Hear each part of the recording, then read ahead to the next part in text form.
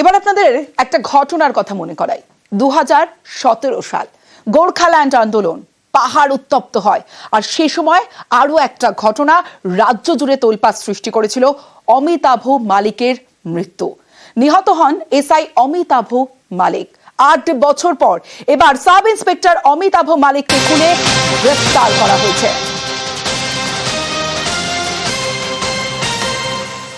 দার্জিলিং এ police খুনে এবার গ্রেফতার করা হলো একজনকে। 2017 গোর্খাল্যান্ড আন্দোলনের সময় নিহত অমিতাভ মালিক। সাব ইন্সপেক্টর অমিতাভ মালিক খুনে গ্রেফতার প্রাক্তন মোর্চা নেতা প্রকাশ গুরুংকে গ্রেফতার করা হয়েছে।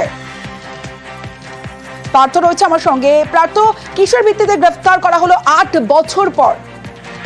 তারপরে এই এসআই অমিতাভ মালিক খুনে এর আগেও কিন্তু 9 জনকে গ্রেপ্তার করা হয়েছিল। বিমল গুরুং সহ বেশ কয়েকজনের নামে কিন্তু পুলিশ শুধুমাত্র মামলা করেছিল এবং সেই প্রেক্ষিতে এর আগে 9 জনকে গ্রেপ্তার করা হয়েছিল। যদিও তারা কলকাতা হাইকোর্ট থেকে তারা জামিনে ছাড়া পেয়েছে। আবারও দার্জিলিং সদর থানা এবং রোদামা থানার পুলিশ যৌথভাবে এই প্রকাশ গুরুং, একদা মোর্চা নেতা বিমল গুরুং ঘনিষ্ঠ প্রকাশ গুরুং, তারও নাম ছিল এবং তাকে গ্রেফতার করে এবং তাকে দার্জিলিং আদালতে তোলা হয় এবং তার কিন্তু জামিন নামঞ্জুর করে দিয়েছে আদালত। অর্থাৎ এই অমিতাভ মালিক খুনে আরো একজনকে গ্রেপ্তার করলো পুলিশ এবং বিমল গুরুংয়েরও কিন্তু এই এসআই খুনের অন্যতম অভিযুক্ত হিসেবে তারও নাম রয়েছে। যদিও সে বিমল গুরুং ইতিমধ্যেই কিন্তু হাইকোর্টের জলপাইগুড়ি সাইড থেকে তার বেল গ্র্যান্ট হয়েছে তার। এই আরো বেশ কয়েকজনের নাম রয়েছে এই এফআইআরে, অর্থাৎ এসআই খুনে আরো বেশ কয়েকজনের নাম রয়েছে, তাদের উপর কিন্তু করছে পুলিশ। বেশ পার্থ। प्रकाश गुरुंग को अरेस्ट करके आज सीजीएम कोर्ट में प्रोड्यूस किया गया। ये इंसिडेंट है तब का 2017 का इंसिडेंट है जब अमिताभ मलिक का हत्या हुआ था। तो उस समय केस स्टार्ट हुआ था 353, 120B, 307, 302, 25, 27, 35 आर्म्स एक्ट और 3 और 4 ऑफ एक्सप्लोजिव सब्सटेंस एक्ट। तो उसके बाद कोर्ट ने सेम डे वारंट एग्जीक्यूट किया था 2018 में। सिंस देन ये लोग एब्सकॉन्डिंग थे। तो आज प्रकाश गुरुंग को जो आज वारंट के स्ट्रेंथ पे पकड़ के आज लाया गया, तो उनका बेल रिजेक्ट करके इनको जुडिशियल कस्टडी में भेजा गया। দার্জিলিং এর পর এবার পূর্ব মেদিনীপুরের নন্দীগ্রাম, সেখানে সমবায় ভোট গণনা। সেই ভোট গণনায় রীতিমতো অশান্তি। নরসিংহপুর আশাততলা সমবায় ভোটে অশান্তি। তৃণমূল বিজেপি স্লোগান পাল্টা স্লোগানে উত্তপ্ত হয় পরিস্থিতি। পুলিশের সামনে স্লোগান পাল্টা স্লোগানে রীতিমতো উত্তপ্ত পরিস্থিতি। যে সমবায় ভোট গণনা, সেই সমবায় ভোট গণনাতেই অশান্তি।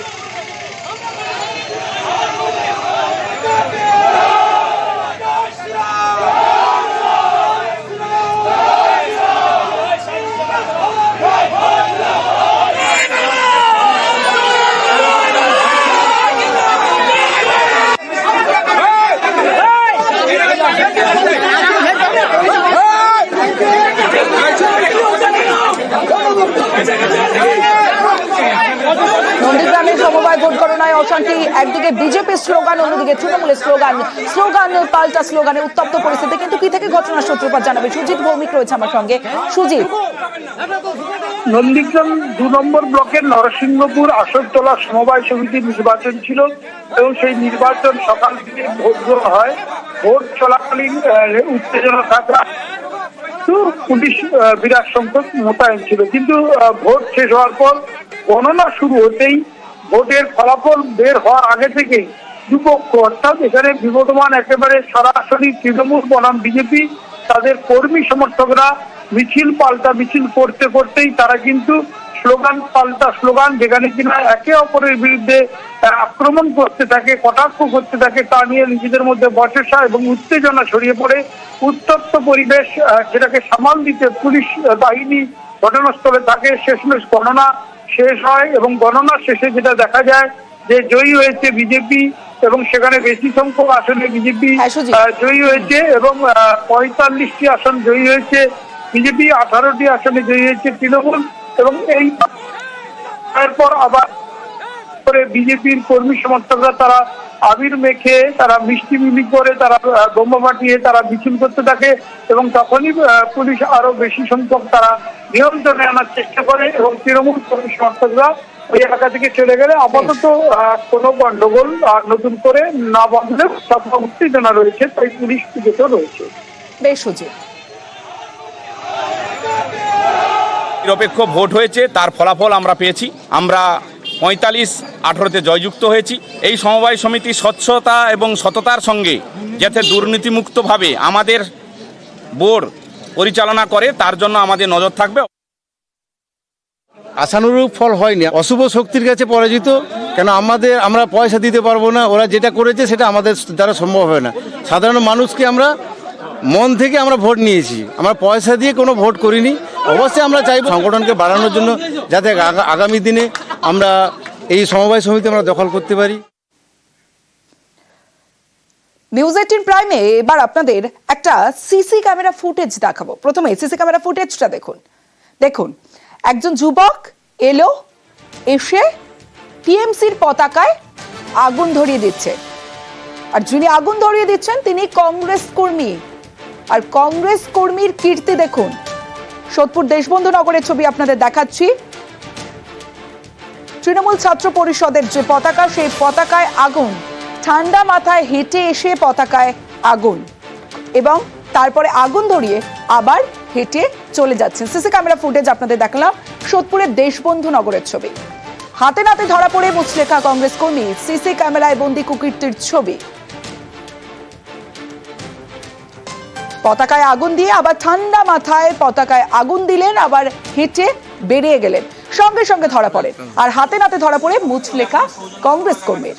আমাদের অভিভাবক আমাদেরকে শিখিয়েছে যাতে একবার সুযোগ দেওয়া যায় মানুষকে।